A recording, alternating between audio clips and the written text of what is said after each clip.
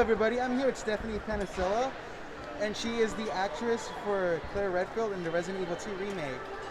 Now, I have a few questions just about being Claire and just bringing back this iconic video game and bringing it back to life. Absolutely. So, when you first got the call that you were Claire, do you remember how that felt? Yeah.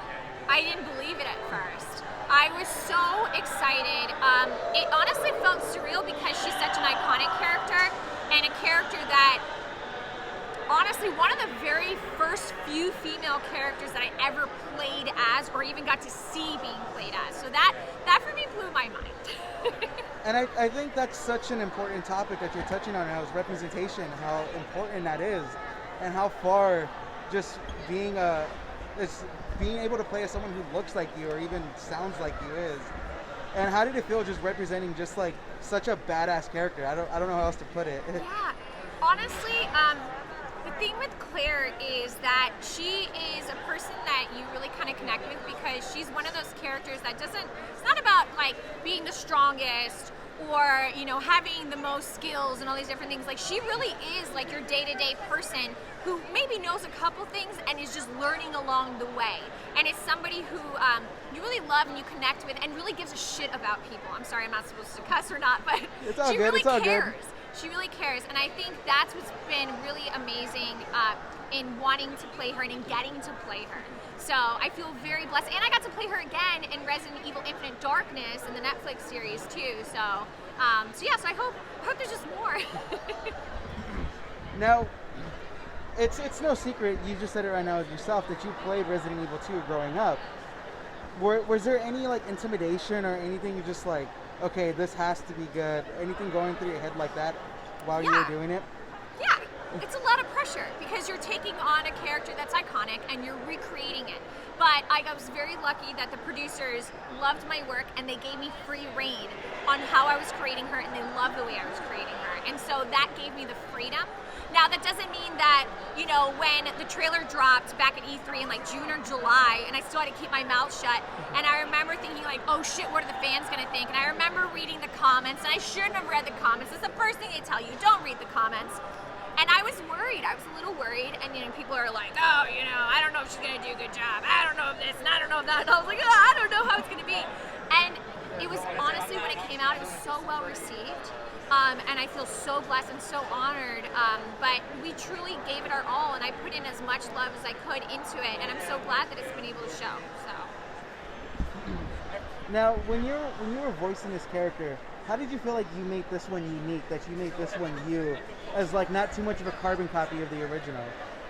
Oh, honestly, I try to keep the essence of Claire, but I shook everything out. Like, I decided not to play through Resident Evil 2 again while I was performing because I did not want to be influenced by it.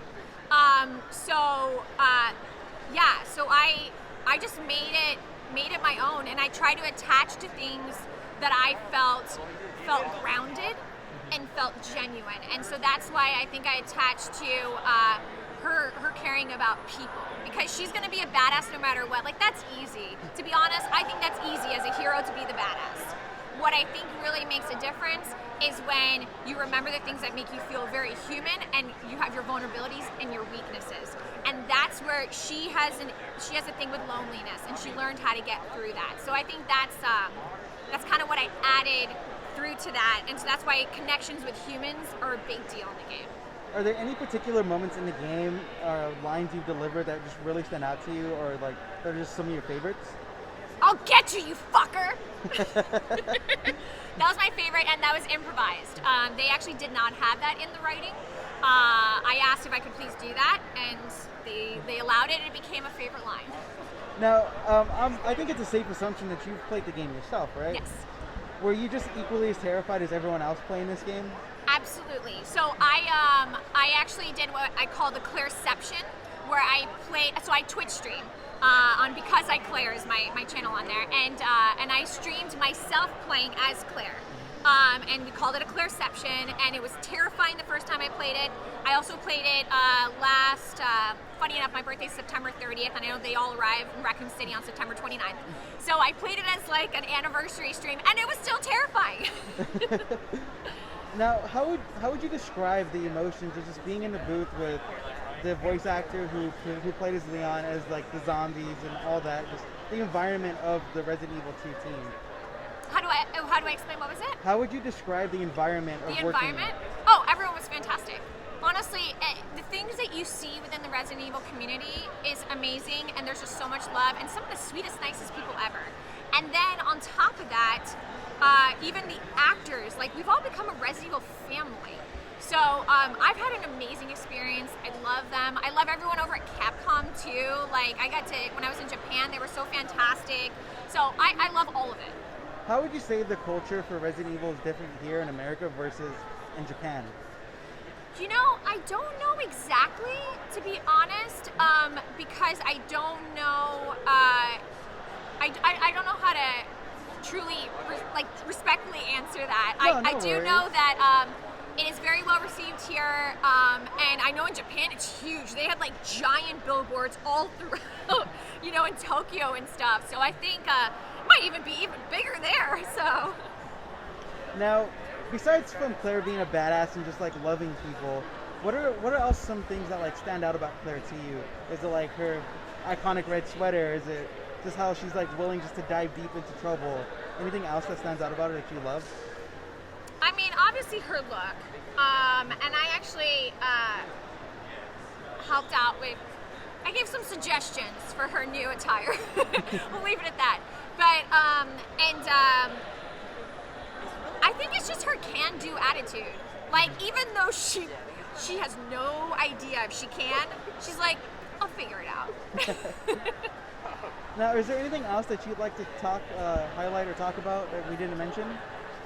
For Resident Evil related stuff? Yes. I mean, I really think the other thing would just be definitely check out Resident Evil Infinite Darkness, which hopefully, fingers crossed, we get a season 2.